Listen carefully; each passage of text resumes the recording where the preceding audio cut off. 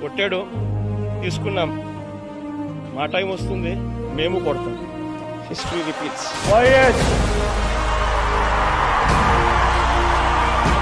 జగన్మోహన్ రెడ్డి అనే నేను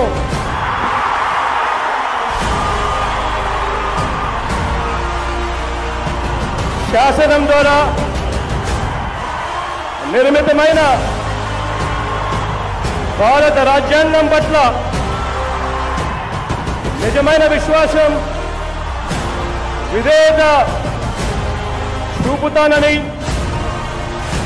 భారతదేశ సార్వభౌమాధికారాన్ని, సమగ్రతను కాపాడుతానని ఆంధ్రప్రదేశ్ రాష్ట్ర ముఖ్యమంత్రిగా